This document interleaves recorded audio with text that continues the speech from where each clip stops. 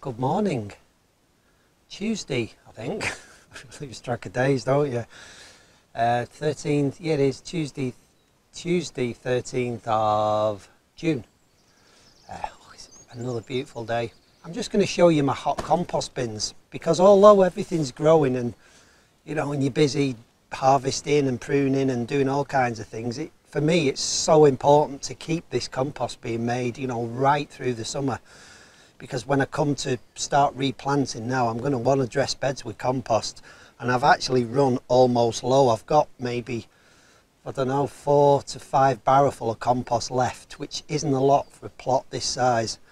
And I like to keep dressing the beds constantly, so when them first early potatoes come out, I want to put a thin dressing of compost in, because I'm going to put some French beans in that bed. Now, beans don't really need too much compost, but I just dress the beds regardless of that, just to get some, you know, some more organic matter into the soil.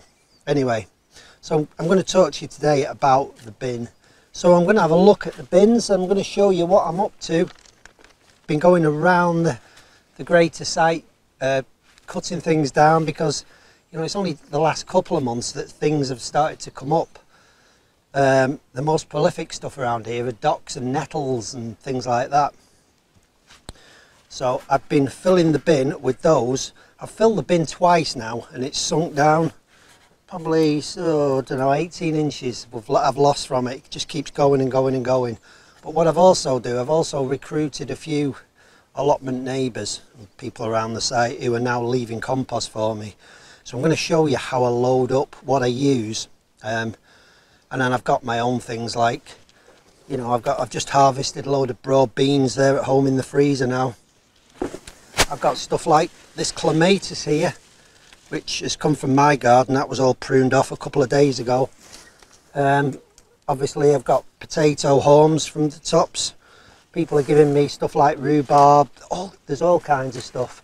There's a nasty bag here of just perennial weeds that someone looks like they've been clearing a path or something. There's all kinds of grass seed and everything in there. It doesn't matter, because all that will be neutral and void when it comes out of here due to the heat. So we can compost anything. Let's have a look in here. I'll show you what's going on. Get this opened up. Now, it's hot today. It's really hot, as I said. It's probably 25 degrees already. It's only 10 o'clock in the morning. If it had been a bit cooler, you would see the heat coming off this. But this, oh my God, it's so hot. It's ridiculous. You honestly can't put your hand in there. Now, there was a layer of cardboard I put in there about 2 days ago. It's gone. It's just completely dissolved. Oh no, it's not. There it is. That's what's left of the cardboard. And I'd put the cardboard in, just ripped up cardboard, because the compost was getting very moist or very wet. Let's get the fork in. Let's have a look. The other thing is, it gets so compacted, this. Oh my God, that smells.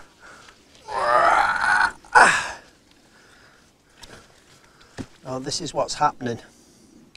Now you can see the heat coming off this. It's 25 degrees. It's running about 65 to 70 degrees, this, going off temperatures I took, you know, for the most of last year.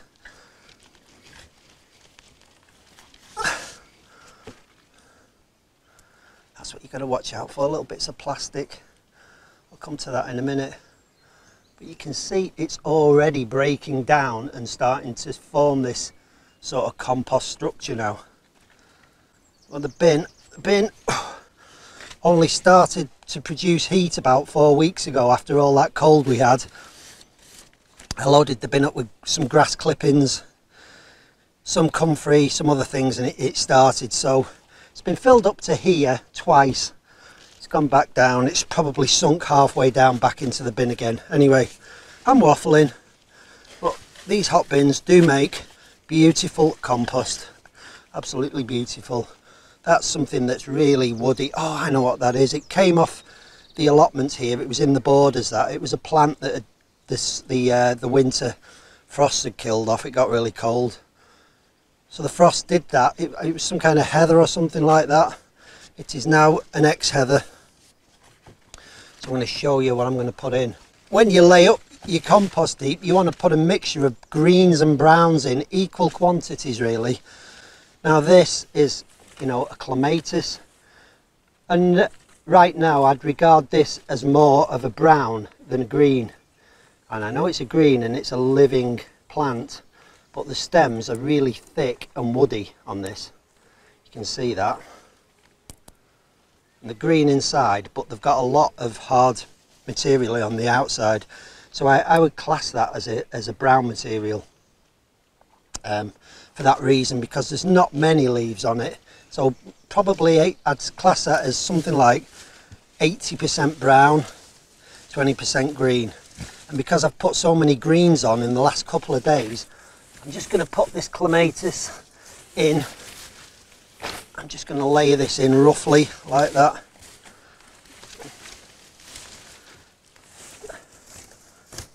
And that'll do.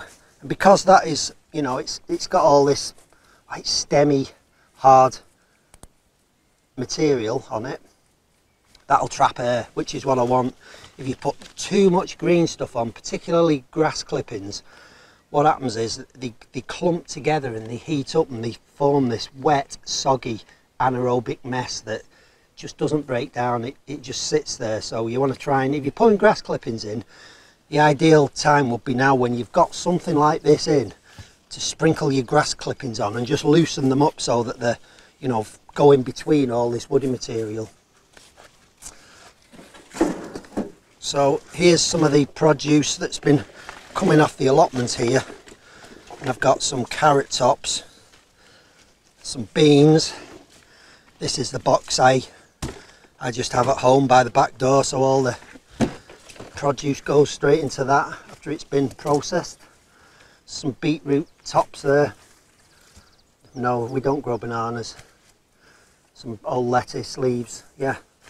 So that's nice. I try to just mix it all in as best as I can. Just scatter it all around. And as I say, you want greens and browns. Any green material is living plant material.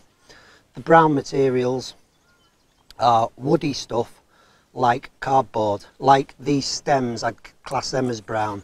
Browns are also classed as dried grass, dried plants, so the more organic, more carbon materials than anything. So it's dried plant material, cardboard, woody stems, dried grass. You can also use wood chip and wood shavings as a brown material, and like I say, that's 80-20. That's 100% green, that sort of stuff. I've got some wood shavings in this spare bin here, so I'm just going to gather a few of them and just scatter them amongst that. As I say, the heap's it's got more than enough moisture. You could see when I was digging it then that it's really wet in there. Now these are wood shavings. My daughter brings these for me because she's got chickens, and this is the bedding that she uses in the chicken shed. It's awful stuff to try and rot down these wood shavings. If you put a thick layer of these down, just like grass, they'll compact and sit there. So, you know, it takes a long time to break down wood fibre. So if you mix it in just a little bit at a time like this, it will all come out in the final mixture. Really, a really nice product.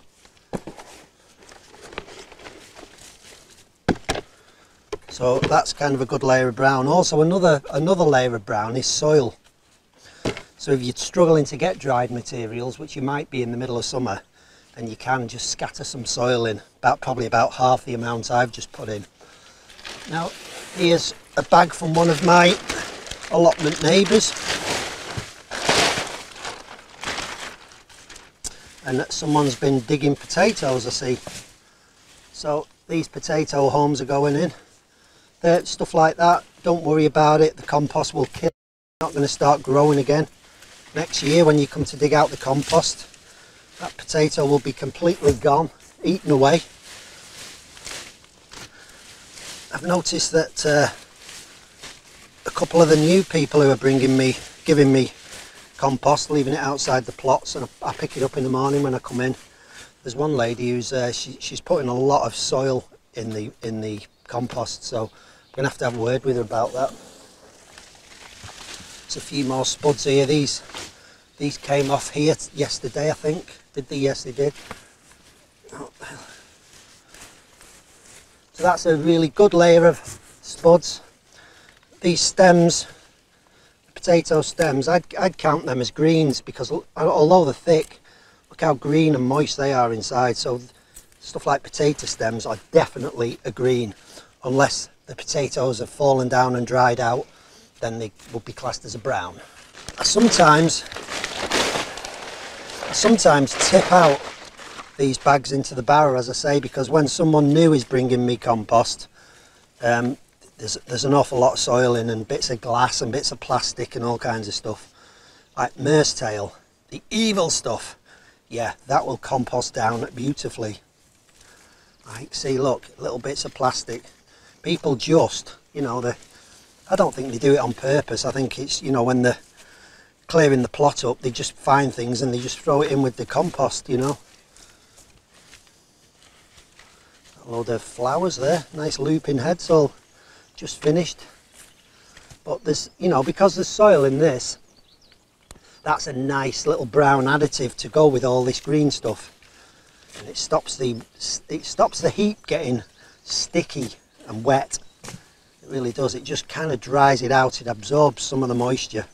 So if you get, you know, if you get some little clods like that where someone's pulled up a mound of soil around the root, just scatter the soil away, because obviously soil does not decompose, but it does help with the bacterial process in the hot compost bin. Sticks, you know, believe it or not, that would rot down, but I would probably be doing it through about 2 or 3 cycles, and it's easier to just not bother. What else we got here? We've got a bag here. There's a little bit of weight in this one, and because that's quite wet, what I'll do is because I've put some greens down there. Are they beetroot? Yeah, they are beetroot then. Yeah, this is from my friend Kadir, this, over on the corner. He grows an awful lot of onions. Kadir is the onion man, so before very long there'll be bags and bags of onion tops coming in. So I'll put that more or less green stuff in like that, just spread it about a little bit, and then this brown, that's because the soil, what he's done, he's been filling this bag over probably a week or so, and the soil just kind of sinks and washes to the bottom. So this is more of a brown now, you know, because it's getting sort of dried out. It's actually already started to decompose in the bag, this stuff. So yeah, so we definitely class that as a brown, definitely. But you don't want to leave it in like that in a big wet clump. Scatter it about, definitely scatter it about like that. Try and keep your stack even. What are they? Them? Oh, I know what they are. The bluebell. I think the bluebell bulbs. Then. Yeah, they are. See, another little bit of plastic there is found on the soil. But as soon as you turn this heap and start using it, you'd be amazed how many little bits of plastic and things that just go straight through the compost making process. You know. He's bought an avocado there, but that's a plastic sticker, and that would come straight out when it's been composted. You would find that again. Last bag. This is from the new lady, I think, who started giving me stuff. Looks like here she's been weeding. She's been weeding the paths or the borders or something. Definitely all small weeds she's been pulling out. There's literally all kinds in there. But I did leave one bag there outside a gate, because she left me 3 bags about 2 weeks ago outside a plot, and one of the bags was just literally full of soil, literally full of soil. I mean, I took it last week, but again there was another one, just more soil than anything, and I just can't process that much soil, you know. So unfortunately I had to leave that one outside a plot, so she'll kind of have to just get rid of that herself. So if you're pulling weeds, try and shake as much soil off as you can, you know. Don't put a tiny weed in the compost bay, you know, with a big lump of soil underneath it, because as I said, the soil does not rot. And that's it, guys. That's my bin filled for today. You can see where it's up to now here. We're about, what, 7-8 inches just below the surface now, and in 2 days that will probably be back to almost as it was when I opened the bin a minute ago. You won't believe the rate of decomposition in these bins. I'm going to keep filling this bin exactly like this now, because it's got a good activation in the bottom. I'm just going to keep adding to it, because all that bacteria and heat will really help decompose anything you put on a hell of a lot faster. So I'm going to keep filling until the stack kind of stops sinking. It does get to a point when you've maybe filled the bin 5 to 6 to 7 times, depending what's going in, where you're loading stuff in and it's only sinking a little bit, 2 inches, and that means all you're then decomposing is that top layer that you're adding, which generally reduces by about 3/4.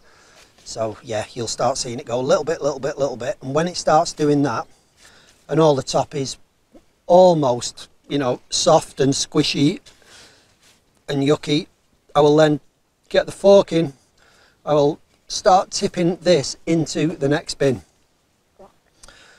So I'll reload the bin, and then this fresher stuff will then be in the bottom of the heap, and that will start decomposing, and it will add further heat.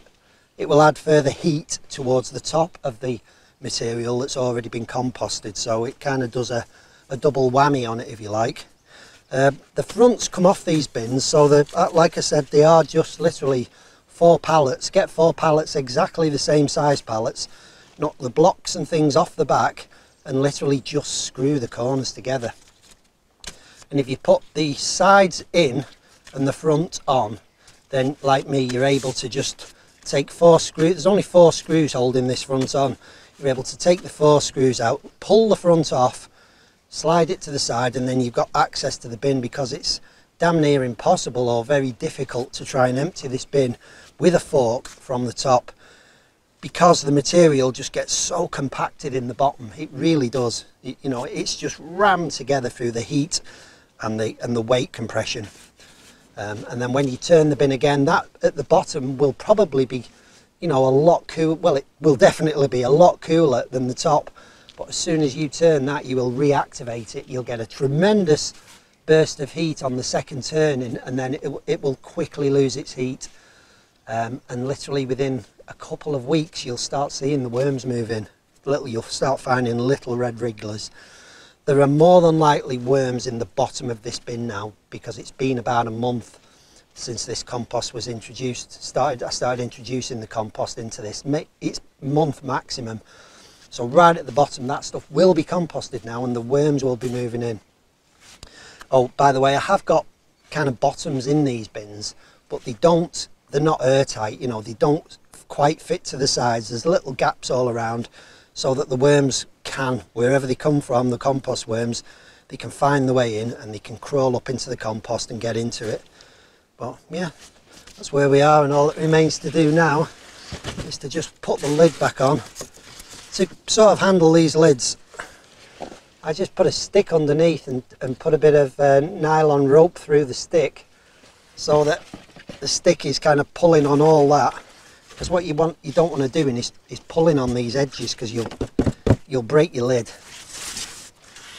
And it's not completely airtight, this top, you know. That's it, it's down. It's not completely airtight. There's gaps there. I can get my hand down. That's what these are for. You just slide them to the side. Just helps hold a little bit more heat in. But you know, you don't need it completely airtight. This is the insulation. I don't know if you can see that. There's actually a gap there's actually a gap there because I've screwed it back in, and that side wanted pulling in before I screwed the front on. And you see, just needed pulling in a bit. It's too late now. You'll never pull that side back in now because of the compression and the material. But you know, there's just literally a screw through that into the side pallet, and that's what holds it together. But little air gaps like that, they really don't matter, you know, it still works this. So all that remains now is to put that lid on and wait, and hopefully I can get some more compost.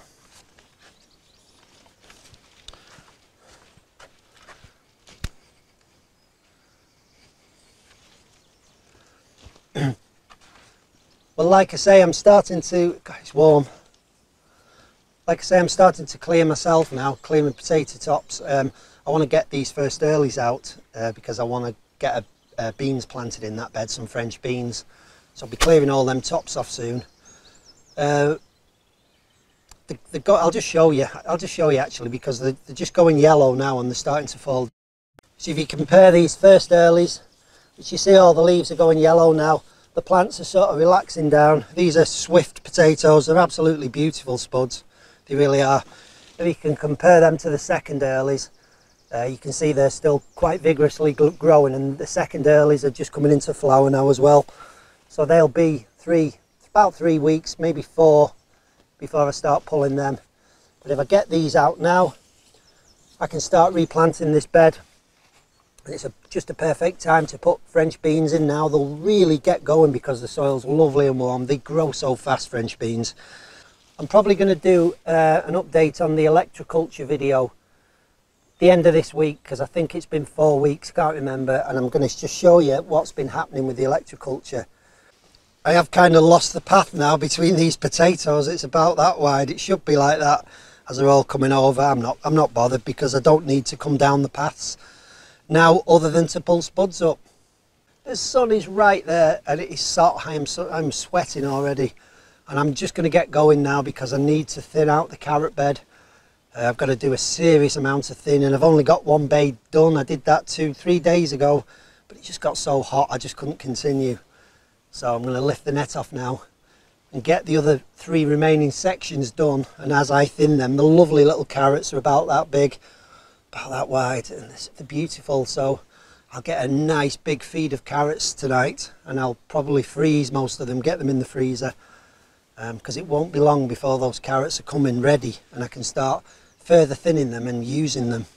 But I'm going to go, guys. All right, I'll catch you quite soon with the electroculture update. Thank you to my patrons, and I'll see you soon. Okay, bye for now.